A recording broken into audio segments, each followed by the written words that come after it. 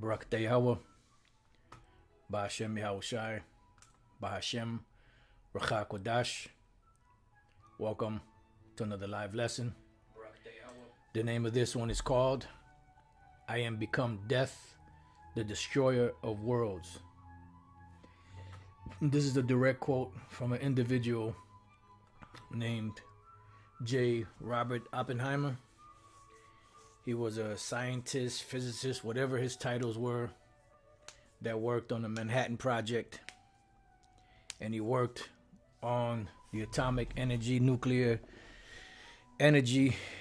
missiles, bombs, He worked on, calculations of separation of certain elements, to create these weapons that we now, that the world now knows as nuclear, weapons. And that was a direct quote that he made based off of the scriptures of the Hindus called the Bhagavad Gita. And this lesson came through the inspiration of a video I was watching. I was watching it yesterday, but I finished watching it today. It's a video you see before you that Elder Apostle did in Revelation 9:13, the sixth trumpet, ICBMs from the north. And the apostle was going into the plagues and the pestilence, being the nuclear missiles. And he was saying these things in the spirit, that kind of stirred my spirit up and made me think about this individual here, J. Robert Oppenheimer. All right. And this is a direct quote from him. And by the way, I put this video in the description box. If you haven't seen it yet, I suggest you go and check it out. Bring it out. Oh boy. That's an inside joke, but boy, oh boy, oh boy. All right, this is from Open Culture. It says, J. Robert Oppenheimer explains how he recited the line from Bhagavad Gita, "Now I am become death, the destroyer of worlds," upon witnessing the first nuclear explosion. All right, and this began the nuclear space race, not space race, nuclear race or whatever, however they call that whole thing of trying to get, their arsenal up, for protection against the world. And after he did this, and after he dropped this in Shalom to the apostles, bishops, elders, brothers, and sisters that's on the comment boards, Shalom, the sincere.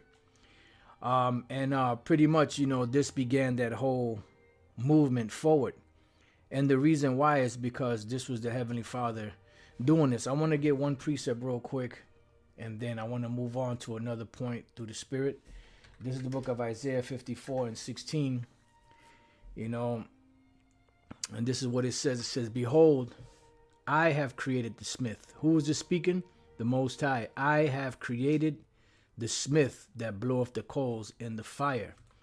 Now, an ancient smith, we know, had the anvil, had the hammer. He would be in extreme heat. The Apocrypha tells us that constant banging would be in his ear, because that's all he did all day was bang weapons from metals. He would forge them. He would beat them. He would, put them in fire. He would mold them, and then he would temper them by putting them back into the water and, and giving it that form. And, after he finished making it, he would design it, however the person wanted to design, and, and customize it. So the smith here is from the Hebrew word charash, which means craftsman, artisan, engraver, graver, artificer, skillful to destroy, warrior. So these are warriors that are skillful to destroy. The weapons that they use, and the weapons that were made of this work, smith. If you want to know more about a smith, just type in, smith, that would make tools in the ancient world, something along that line. So the Heavenly Father said that I have created the smith that bloweth the coals in the fire, and that bringeth forth an instrument for his work. And this is what they would do. He would bring forth an instrument for his work, which would be the thing that he created. And the word for instrument is kalaya. That's kind of heavy. Kalaya. Okay. If I remember, if the Spirit remember, because I got something a little further down. If the Spirit reminds me, then I'll bring it out. Bring it out. Fuck. Lord. Article, vessel, implement, utensil. Article, object, general, utensil, implement, apparatus, vessel, implement of hunting or war, implement of music, implement, tool of labor, equipment, yoke of oxen, utensils, furniture, vessels, receptacles. You know, so it could be anything. But in this case, we're talking about instruments of war. All right. Right here it says artillery, vessel or weapon. You know, you can make musical instruments. You can make eating utensils, farming utensils. And that's what the scriptures say. Weapon whatsoever. That's what the scriptures say. Beat your swords into plowshares. Because once this final war is fought, World War III, as the scriptures call it, World War Woe, that's going to be the last war to end all wars. And from that point on, there will be no more wars after that. And that's how we know that the Amalekites that are over there in the land are not the people of the Lord, because you still see wars around the world. So it goes, let's read that again, one more again. Behold, I have created the smith that bloweth the coals in the fire, and that bringeth forth an instrument for his work. And I have created the waster to destroy. And this waster to destroy is talking about what? This missile. This is dealing specifically with the missile. Specifically, shakath, to destroy, corrupt, to go to ruin, decay, to be marred, be spoiled, corrupted. When you read the book of Joel, the 2nd chapter, it goes into the total devastation that they're going to leave. And I believe, if I'm not mistaken, that's the same chapter, or it may be in the book of Ezekiel. It says, before them is as a garden of Eden, and behind them a desolate wilderness. Destroyer. All right. So the Lord said he created the waster, and that's what these missiles do, to destroy. And the word for destroy is chabal. To bind, to take a pledge, lay to pledge. Yeah, and we read about this, the word haram, which means curse or a cursed thing. This is the pledge. This missile is the pledge to bring forth the total devastation of Esau and of his total annihilation of his world, of his system, and to bring in the kingdom and bring in Yahweh B'Shem Shai's kingdom, the Israelites and the other nations being enslaved, including the Edomites, because they're still here. Now, building on this waster to destroy being the missiles, that's why we read that this individual, J. Robert Oppenheimer, said, explains how he recited the line from Bhagavad Gita, now I am become death, the destroyer of worlds, upon witnessing the first nuclear explosion. And the Lord said that he has created the waster to destroy. All right, the destroyer of worlds. All right. Now, what this brought to mind was the movie Planet of the Apes. Now, this Planet of the Apes is beneath the Planet of the Apes, which was 1970, which was the second of a series of movies called Planet of the Apes. And pretty much what Planet of the Apes depicts, it depicts the future as to where,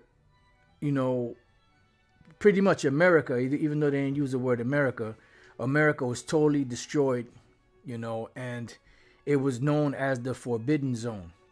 Because once America is destroyed, nothing will be here but unclean creatures, animals, devils, and they call it the Forbidden Zone. Now, the second episode, 1970, of Planet of the Apes, was called Underneath the Planet of the Apes, and there was a scene where the Edomite was walking through, down, in some tunnels, and he came up in New York. It was a subway in New York, that he was coming into, and this was after the destruction. But none of that's going to be left after the destruction. There will be nothing. There won't be no half, Statue of Liberty hanging out of the sand, It's going to be total annihilation. Nothing will be left here. You know, they say it won't even take a corner, you know, to build. You know, they won't have nothing here to start civilization over in these parts of the world. Right? It says the Alpha Omega bomb was a large atomic missile manufactured sometime in the late 20th century. Now, this is in the movie. This not this dialogue, but there's a part in this movie it's heavy. We'll get to it. 2,000 years later, George Taylor recognized it from the symbols Alpha and Omega on the fins and knew it to be the Doomsday Bomb, which was being developed before he launched in 1972. All right. Now, we go here, and what do we see? We see a picture of the missile. You can't really see it that good there. I was hoping to get a bigger one. See the picture of a missile there. And before the missile, you have a so-called priest. Because remember, Esau has a priesthood on the left-hand side. You can see a little bit better there. That's the missile. And then on the fin right over here, it has Alpha and Omega. You could type that in. You see what looks like a missile and an upside-down cross here. You know, because they're against the Yahweh B'Shem Yahushai, and they're trying to use these weapons to bring against the Lord. And this is really, in essence, this is a part of their idol. You know, here you have a group of them. You know, this is part of the priesthood. You know, that are worshipers of this. Pretty much of the New World Order, because the nuclear missiles is what they're going to use ultimately to bring in the New World Order. And you see here Alpha and Omega on the fin of this nuclear missile. All right. And this is what brought the end, you know, of everything, you know, from Gatling gun to nuclear missile. This is what brought they lived by the sword. They destroyed the world by the sword. They put everybody in subjection by the sword. And they're going to go out by the sword. Remember, Yahushua said, you live by the sword, you shall die by the sword. You know? All right, so now let's go back to this individual. J. Robert Oppenheimer explains how he recited a line from the Bhagavad Gita, "Now I am become death, the destroyer of worlds," upon witnessing the first nuclear explosion. And he's known as the father of the nuclear age, if I'm not mistaken, on the terminology. And he was also in charge of what was known, or we know today, as the Manhattan Project, which was scientists, a lot of them brought from Germany, you know, to create, you know, this particular missile that would be pretty much the undoing of Esau. So it's this Manhattan Project. The Manhattan Project was a research and development undertaken during World War II that produced the first nuclear weapons. It was led by the United States with the support of the United Kingdom and Canada. So it was these three Edomite nations that were in charge of putting this together from 1942 to 1946. The project was under the direction of Major General Leslie Groves of the U.S. Army Corps of Engineers. Notice a direct link between the scientists and the military. It says nuclear, because these are what? These are the modern day Smiths.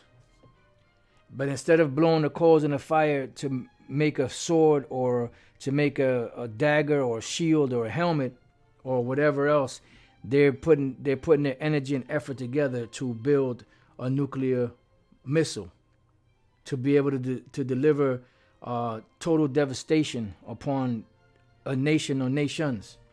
It says nuclear physicist Robert Oppenheimer was the director of the Los Alamos laboratory that designed the actual bombs. The Army component of the project was designated the Manhattan District as its first headquarters were in Manhattan. The place name gradually superseded the official code name, development of substitute materials. For the entire project along the way, The project absorbed its earliest British counterpart, tube alloys. The Manhattan Project began modestly in 1939, but grew to employ more than 130,000 people and cost nearly $2 billion US, equivalent to about $23 billion in 2019, which shows you how far down, the dollar has gone. It says over 90% of the cost was for building factories and to produce fissile material, which is nuclear material, capable of sustaining a nuclear fission chain reaction. That's where you get your silos, you get your missiles, you get your nuclear power plants, so on and so forth, with less than 10% for development and production of the weapons. Research and production took place at the more than 30 sites across the United States, the United Kingdom, and Canada. So there was 30 sites where they were spending billions of dollars on this research, and finally came up with the technology of the missile, and they tested it in certain places. All right. Now, when we jump down here, it says the project was also charged with gathering intelligence on the German nuclear weapon project, because they were also building, nuclear weapons. That's why they took the Weizmann and Tiemann, which are the Germans, to help, with this project. Through Operation Alsos, Manhattan Project personnel served in Europe, sometimes behind enemy lines, where they gathered nuclear materials and documents and rounded up German scientists. All right. Now, there's one more point I want to get out of here, and just bear with me while I find it. Oh, and these are a selection of U.S. and Canadian sites important to the Manhattan Project. And you see up in Canada, all of these, Rochester, Washington, D.C., Oak Ridge, all of these were Los Alamos. This is where Robert Oppenheimer, he was the director of this area. This is all the places where they were working on this to get this nuclear fission. And then you also had Britain that was a part of, helping put all this together. There was those three. Now, when we jump down here, this goes into a lot of history of, of this whole thing. And you can see how big the computers were back then. Just bear with me right here. This would be under Trinity, but it would be under weapon design. When we go down here, this is Sanskrit, which this devil Oppenheimer, he was learned in Sanskrit. He knew the Bhagavad Gita. He read it. He was studied. This devil went to college to study all this BS. This is why he was able to quote this when he saw it. And he quoted a couple of things from the Bhagavad Gita. This is one of them. It says, if the radiance of 1,000 suns were to burst at once into the sky, that would be like the splendor of the mighty one. See? And this is what's going to happen because, before we read on, let's get the book of Isaiah chapter 9. But before we read that one, let's go to Malachi chapter 4, because it said if the radiance of 1,000 suns were to burst at once into the sky, and remember the sun has what? Nuclear, radiation coming off it. That would be like the splendor of the mighty one.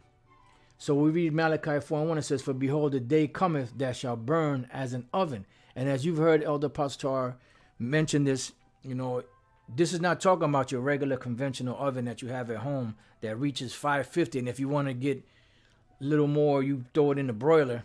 No, this is talking about very, very, very hot. I was watching this documentary on the Assyrian Empire, and they show you a clay oven, and you see the guy kneading the dough, and then he will slap the pieces, of the bread inside of the oven, and they cook very fast, and sometimes they burn it because it's so hot. Well, this is the type of heat that's coming to this place. And it says, and all the proud, yea, and all that do wickedly shall be stubble. Why? Because it tells us also in the book of 2 Peter, the 3rd chapter, that the elements shall melt with fervent heat. And what's going to be so hot that's going to make elements like buildings and cars and tanks and just different bank vaults and just different things in general melt? That's talking about this nuclear fire that's coming, which the scriptures call the second death, and they also call it the lake of fire. It says, "And the day that cometh shall burn them up, saith the Lord of hosts, that it shall leave them neither root nor branch," because America is going to be totally annihilated. The land of Israel is going to be totally wiped out. And whatever other place on the planet that the Lord has destined for them to get hit, with this plague, with this pestilence, they're going to get it. Now, let's go back to Isaiah chapter 9, verse 5, and it says, "For every battle of the warriors with confused noise and garments rolled in blood." And this is how ancient battles were fought. It's to the point now where these devils are such pussies, that they got now. I watched this a movie. What movie was that? That was Outside the Wire, I believe it was called, with this guy Anthony Mackie. Where they pretty much are building robots, and enhancing man, connecting them with machine to be able to create, robots to fight their wars. That's why they have drones. That's why they have, different things of that nature, these bombs, because wars are not fought like they were fought in the past. You still have, your skirmishes on the battlefield, but it's not like it was before, because back then you didn't have guns. It was sword, it was shield, it was lance, it was helmet, it was coat of mail, it was armor, and your whole survival depended first and foremost of the Most High was on your side, and second of all of your skill of battle on the battlefield, and the amount of training that you put into, prior to the battle, right? No different than a boxing match, or a basketball game or whatever the case may be. But the only thing is, if you lost, you lost your life more than likely, or you lost limbs. It says, "But this," meaning this final battle, World War III, the third woe, "but this shall be with burning and fuel of fire." And what's that going to be? That's going to be those nuclear missiles. And part of the fuel of fire is going to be what? People's meat. These meat puppets that are out here that are going to be burnt up in this destruction. Just let me see, bear with me if I can see if I can find this one real quick.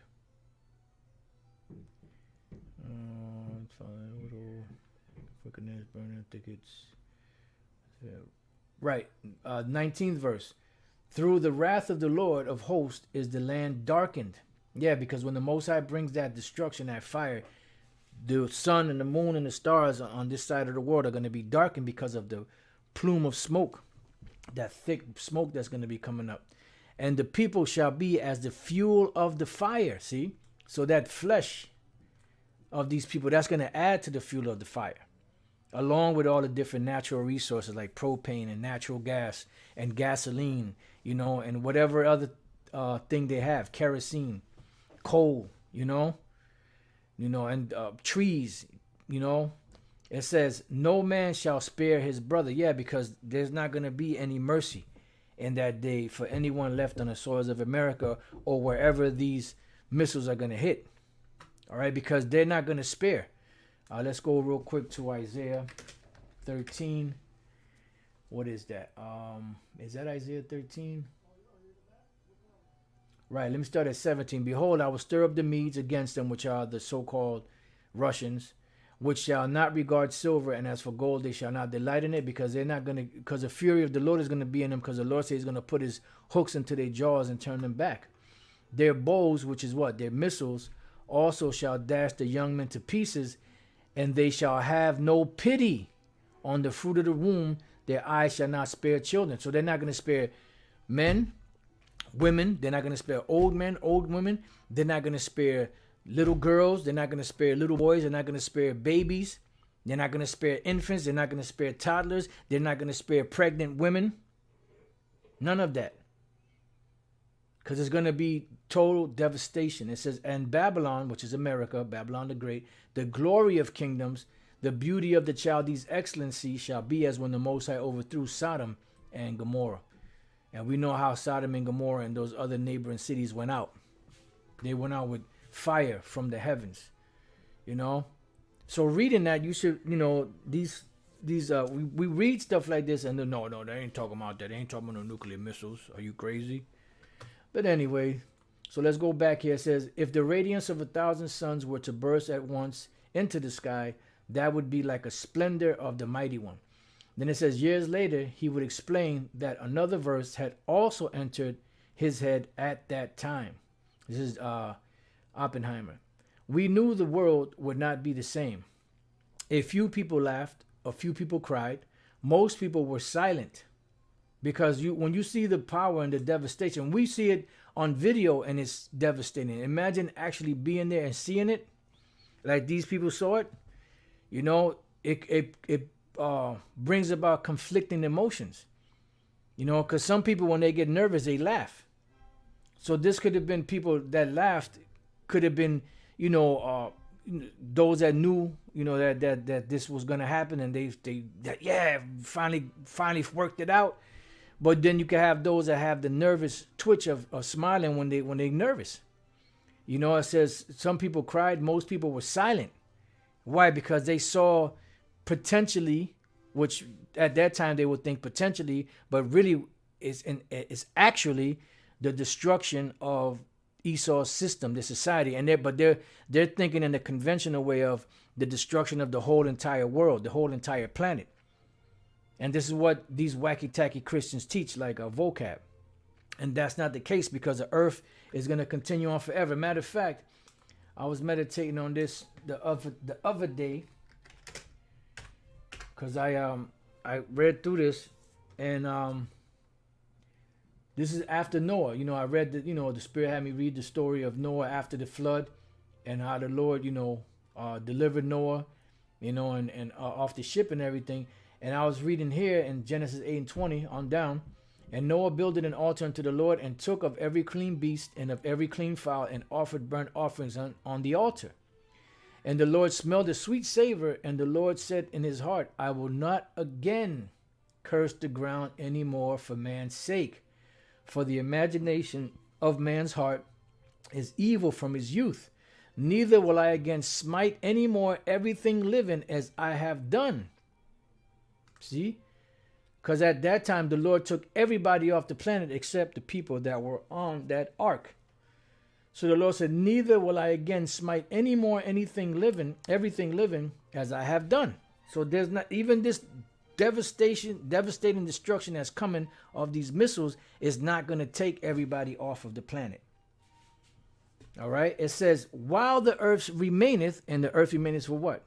Let's get the book of Ecclesiastes 1 and 4. It says, one generation passeth away, and another generation cometh, but the earth abideth forever. The earth abideth forever. Forever, ever? Forever, ever. The earth abideth forever. Okay? All right? Okay, vocab? So it says, neither will I again smite any more everything living as I have done. While the earth remaineth, seed time, and harvest, and cold, and heat, and summer, and winter, and day, and night shall not cease. So that means that this is never going to cease, because from the moment the Lord had Yahushua create everything, it was forever. That's why he facetiously said, you know, if the earth can be searched out, if the heavens can be searched out, if the deep can be searched out, if the sun and the moon and the stars don't give their light, then will I do away with the nation of Israel. So there's many things that kill that argument. And then the one more is Revelation 9:20, and the rest of the men which were not killed by these plagues, which is what? These missiles, yet repented not of the works of their hands. So that means that they're still going to be alive on the earth. So the Lord is not going to do a Death Star strike on the earth. It says that they should not worship devils and idols of gold and silver and brass and stone and of wood, which neither can see nor hear nor walk. Neither repented they of their murders, nor of their sorceries, nor of their fornication, nor of their thefts. All right? So they're going to still be alive on the planet. So it goes on to say, we knew the world would not be the same. A few people laughed, a few people cried, most people were silent. I remembered the line from the Hindu scripture, the Bhagavad Gita. Vishnu is trying to persuade the prince that he should do his duty, and to impress him, takes on his multi-armed form and says, and this is him right here, multi-armed form, and says, now I am become death, the destroyer of worlds. I suppose we all thought that one way or another. See? And that's exactly what it is. That this devastation, pretty much, that this particular weapon has the capability of annihilating the whole earth, which it does. But the Lord is not going to allow that, because the Lord has a purpose for the earth, and it's going to be reestablished. And the scriptures say that the earth was created, for man. All right, now, when I was, Spirit had me putting this together, another thought came into mind dealing with this whole Hindu religion. And I thought it was Vishnu, which is the Vishnu, also known as Arayana, and Hari is one of the principal deities of Hinduism. He is which I thought, all this time I thought this was a woman, but it's actually a man. I just learned that today, actually at this moment.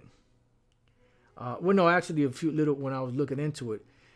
He is the supreme being within Vaishnavism, one of the major traditions within contemporary Hinduism. And I typed in to see what it meant, and pretty much it's supposed to be something that brings balance between good and evil, which they pretty much, all these nations just take the characteristics of the Most High and add it into their demonic, wall of gods.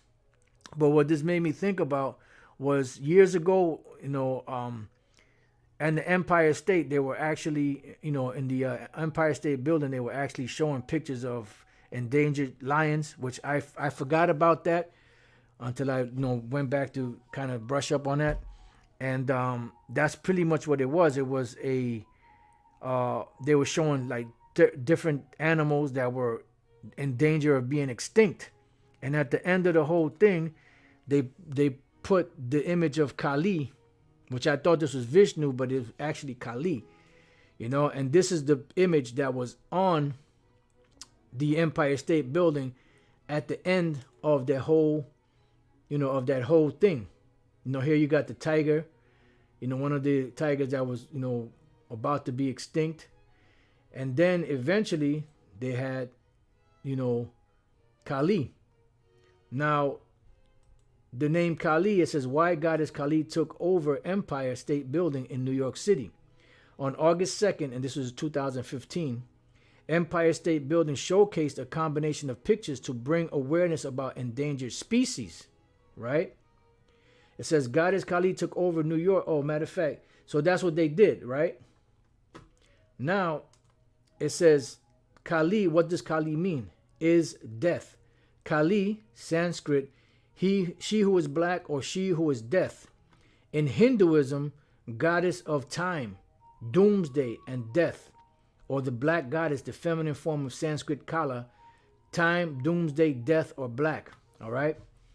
And there's no coincidence that they put Kamala Harris out there, because they know that this place is finished. All right. I'm not saying that, that has anything to do with it, but hey, I wouldn't put nothing past these devils. That's how they operate. So Kali means is death. And this was the goddess of time, doomsday, and death. So why did they put that on the Empire State Building?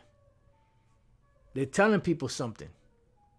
And this was 2015. This was approximately 5 years, a little more than 5 years before this whole situation we're seeing going on right now. And this is leading for destruction, for doomsday. All right. So let's go from there. Let's go to Job chapter 20. Job chapter 20 and verse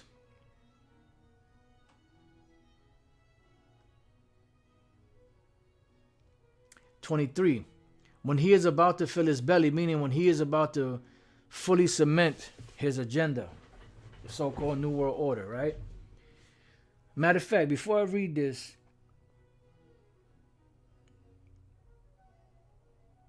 because that went with the other.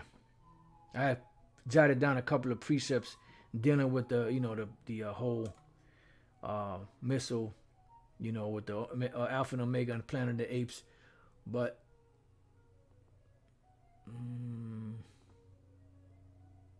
now let's proceed. Job 20 and 23. When he is about to fill his belly, the Most High shall cast the fury of his wrath upon him, and this is the fury of the Most High's wrath. Let's go real quick to Psalms 75 and 5. And it says, lift not up your horn on high, which horn represents power. Speak not with a stiff neck. Yeah, because this is what Esau does. The pride of their heart has deceived them. Because they think because they were given that position that they're in, that they're the shit. But you're not. It says, for promotion cometh neither from the east, nor from the west, nor from the south.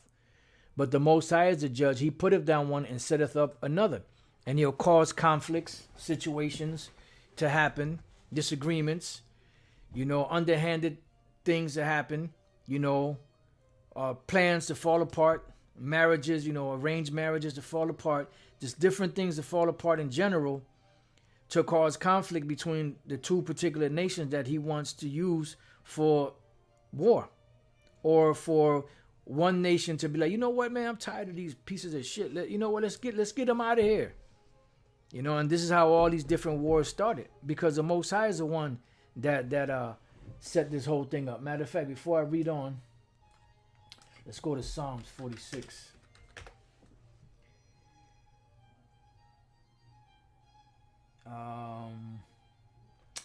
And 9. I started 8. Come, behold the works of the Lord, what desolations he hath made in the earth. Yeah, because you had to set up one and bring down others. And that would be through what? Through war. It says he maketh wars to cease unto the end of the earth. Yeah, because he can cause wars to happen, and he could also make wars to cease. Let's go to Isaiah 13 and 4. The noise of a multitude in the mountains, like as of a great people, a tumultuous noise of the kingdoms of nations gathered together. The Lord of hosts mustereth the host of the battle. Because the Lord of hosts means what? The Lord of the armies. Yahweh Tazabah. Or the Lord of Sabaoth. So the Lord is the one that mustereth the host of the battle. He gathers the battles together. He's the one that, let's go to Zephaniah 3 and 8. Therefore wait ye upon the Lord. Wait ye upon me, saith the Lord, unto the day that I rise up to the prey. For my determination is to gather the nations. So who is gathering these nations over there in the Middle East? The Most High is. Yahweh Bashem Yahushai. Remember, Yahushai was working on the mind of that particular Persian king, and Michael came to help him. So the Lord is making the preparation of the heart of these kings. He's setting them up. They thinking that they're doing underhanded things because they're going to establish a new world order, and they think they're going to be joint rulers with Esau and in this up and coming world. But the Lord said He's going to do something to where He's going to cause conflict between these unions. All right. It says that I may assemble the kingdoms to pour upon them mine indignation, even all my fierce anger, for all the earth shall be devoured with the fire of my jealousy. See, because Esau has control of the whole planet. So the Lord is going to take this devil down in a matter of an hour. He's going to bring his whole system, a whole collapse of his system in that moment. And their plans of establishing this new world order, or this new order of the age, is going to die right there in their bunkers, because they're not going to get to accomplish it. So we go back to Psalms 46 and 9. He maketh wars to cease unto the end of the earth. He breaketh the bow and cutteth the spear in sunder. He burneth the chariot in the fire. Because when the time comes, the Lord, like as it says in Isaiah the 2nd chapter and Micah the 4th chapter, that the Lord is going to have these nations beat their swords into plows and their spears into pruning hooks. Because what they're going to do is they're going to have farming utensils to go into captivity, to farm lands, because they're going to be in captivity under us. So there's not going to be any more wars on the planet. All right. So going back to Psalm 75:7, but the Most High is a judge, he putteth down one and setteth up another. For in the hand of the Lord there is a cup. And what is this cup? This cup is that fury that the Lord is about to pour upon this world. And the wine is red. It is full of mixture, and he poureth out of the same. But the dregs thereof, all the wicked of the earth shall wring them out and drink them. So you're going to drink to the very last drop. That's why this devastation is going to be so devastating. This is why the prophets, when they saw it, they were scared. They were nervous. They got sick. Because of the magnitude of the vision of what they saw. And remember, the Lord took them and actually put them there to see this. So in another dimension, they saw all of this happening that we're seeing happening right now. And the end, and the kingdom. All right. So going back to Job 20, it says, when he is about to fill his belly, the Most High shall cast the fury of his wrath upon him, because those missiles is going to be the fury of the Lord. And when the Most High unleash, that's it. You know? And shall rain it upon him while he is eating. That's why it says that men's hearts failing them for fear and looking upon the things that are coming upon the earth. Because it's going to be devastated. Along with all of that turmoil and chaos and fire, the chariots, Yahushua and the angels and the chariots. So you could just imagine the kind of turmoil that's going to be, you know, when that time comes. You know, the lack of mental and spiritual comprehension of these things that these people are going to go through. Because they're not going to have the knowledge, wisdom, and understanding of Yahweh Bashem Yahushai to be able to discern why these things are happening. It says, and shall rain it upon him while he is eating. The same way the Most High rained fire and brimstone from the heavens upon Sodom and Gomorrah. But this time it's coming in the form of the vehicle that the Lord gave these scientists to build to puff at these nations, and the Lord's going to use that same technology to bring them down. Let's go to Psalms. Let's go to Psalms chapter 7. And there's another scripture that says that the wicked shall be turned into hell, meaning they're going to be brought to a low point. Psalms 7:13. He hath also prepared for him the instruments of death. What are the instruments of death? You got it, baby. Right there. It's right here. Matter of fact, where'd you go? Right there. That's the instruments of death. You know what?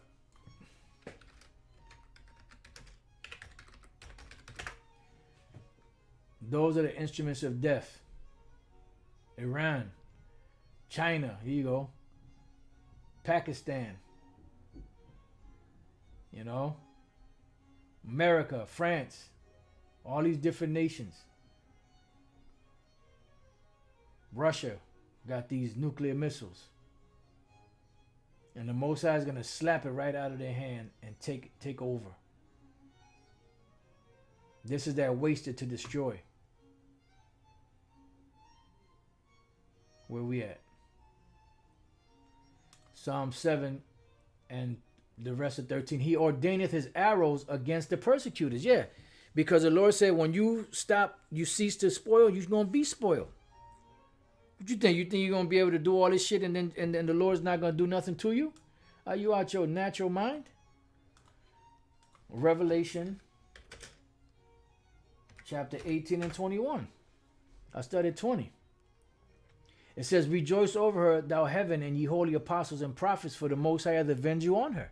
And a mighty angel took up a stone like a great millstone and cast it into the sea, saying, Thus with violence shall that great city Babylon be thrown down, and shall be found no more at all.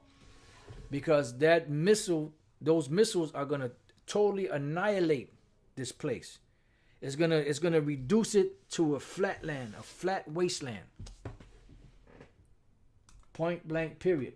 Back in Psalm 7 and 14, behold, he travaileth with iniquity, and that's what they do. They're the persecutors. And hath conceived mischief, and that's what they've done. And brought forth falsehood, and that's what they've done. And that's what the majority of the world is still in that trick bag. Because the God of this world has blinded the minds of them which believe not. He made a pit and digged it. And these missiles are a part of his pit that he digged. And he can't get out of it. It says, and is fallen into the ditch which he made, because this is going to be your own undoing. His mischief shall return upon his own head, and his violent dealing shall come down upon his own pate. And these devils have done nothing but cause grief, oppression, and many, many other things that you can add to synonyms to that. And much, much more.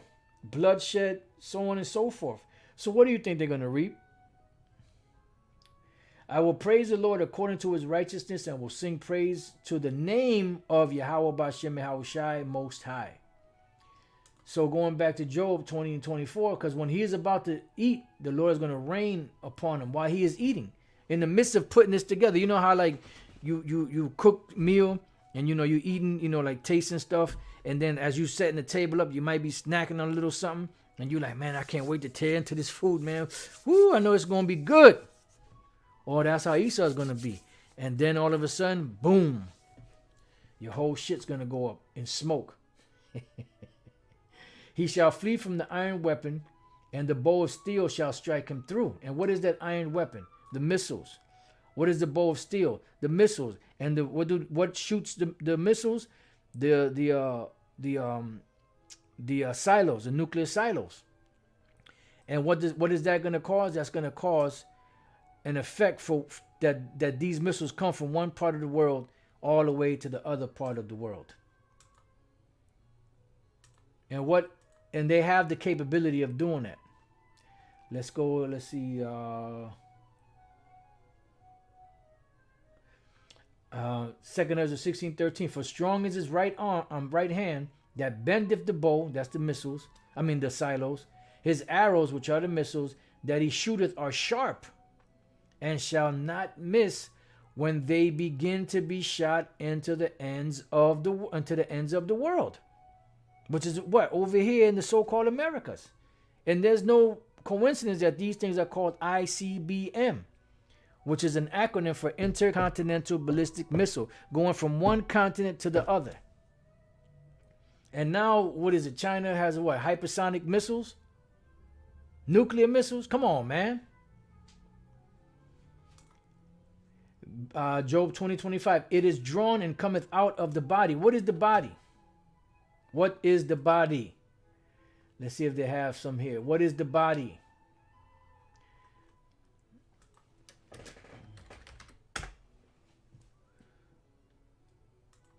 You got it. The silo, see? It's in there. That's the silo. That's the sheath. That's the body. And this is the arrow. This is the quiver. This is the arrow. That's the quiver. That's the arrow. That's the quiver. That's the arrow. This is the bow. This is the arrow. And what's it going to do? Let's see if they show.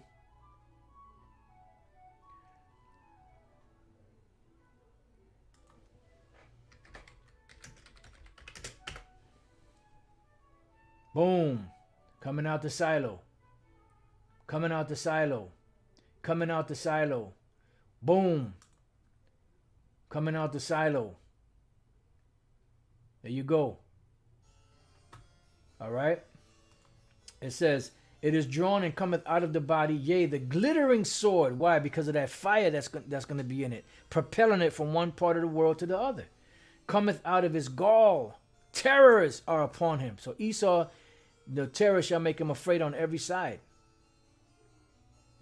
And when Yahweh Shai said that men's hearts failing for fear of looking at the things that are coming upon the earth, he meant that. Because the Most High is the king of terrors. And what do you think his son's going to do? All darkness shall be hid in his secret places. What are his secret places? These silos. I'm sorry, these shelters. And what is the darkness? The darkness is his plans that he plans on doing, because this was secretive. But it's that vision is going to die in those bunkers. A fire not blown shall consume him, because you're not going to blow a fire. You're not going to start a fire, and like they would have those catapults that they would set this what you call it on fire and shoot them into the walls of the city. There ain't going to be nobody to start the fire. The fire is going to come from those missiles. And remember, the Most High is a consuming fire. It shall go ill with him that is left in his tabernacle. So anyone left on the shores of America or any place in the world where these missiles are going to hit, they finished. That's why it says it shall go ill with him that is left in his tabernacle. The heavens shall reveal his iniquity, and the earth shall rise up against him. And we see that happening. Right now, they're speaking about how there's space garbage, space junk up in the heavens, circling up in the heavens. And it said that's detrimental to the satellites, because it's going to knock the satellites out. It's detrimental to the space stations. Who did that? Who is a demonic robot like that destroyed the earth, has the whole earth, polluted? Now he wants the people. He polluted the earth, but now he wants the people to pay for it. And then he pollutes the heavens. Man, the Most High got a serious judgment coming for you goddamn devils, boy. It says the increase of his house shall depart, and his goods shall flow away in the day of his wrath, because there's going to be a great transfer of wealth. That's a lesson right there for brother. The great transfer of wealth. And all those riches are going to transfer from your hands to our hands. Beginning with our Lord and Savior, Yahweh Shai. This is the portion of a wicked man from the Most High, and the heritage appointed unto him by the Most High, because they were the vessels of wrath, or they are the vessels of wrath fitted for destruction. And the Lord has set them up so. He put them in slippery places. They're not going to prosper. They're only going to go so far. And then, boom, the end of your rulership. Barakatah Yahweh Bashem Yahweh Shai for that. Because it's about damn time. So with that, I pray that you brothers and your few sisters have been edified. Till the next time I say shalom.